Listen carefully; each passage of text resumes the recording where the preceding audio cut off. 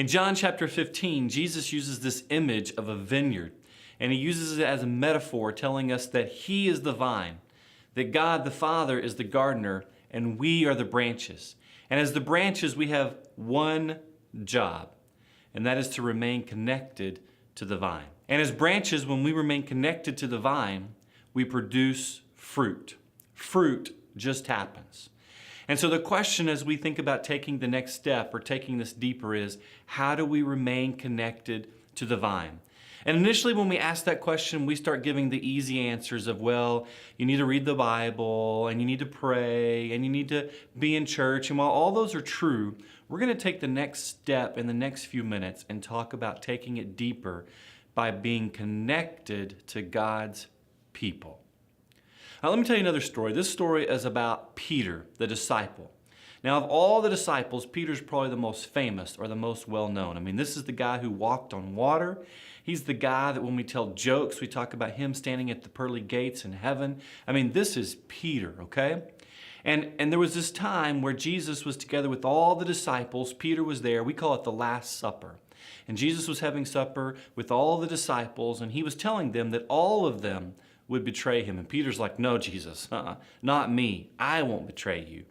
And Jesus said, yes, Peter, before the sunrise, you will deny me 3 times.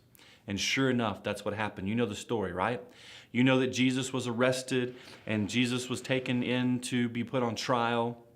And as he did that, we're told very clearly that all the disciples deserted Jesus. They all fled their own ways, including Peter. And in fact, in Matthew chapter 26, it tells us that Peter followed at a distance by himself.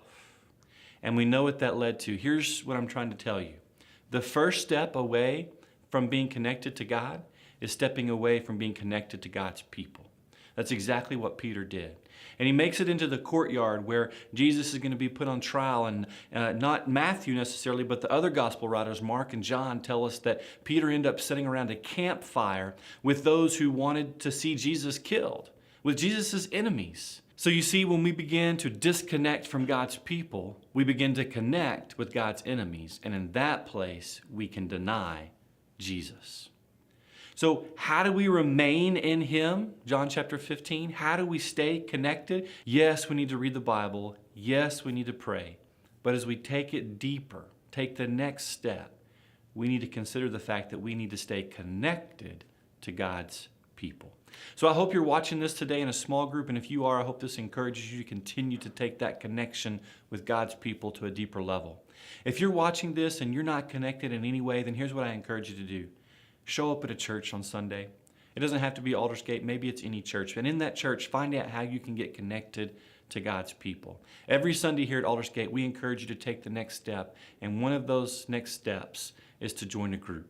Find out how to join a group. Show up in the Next Steps area on Sunday morning and join a group. Go online at aldersgatelive.org. Go to the Connect tab, and you can find there how to get connected in a group.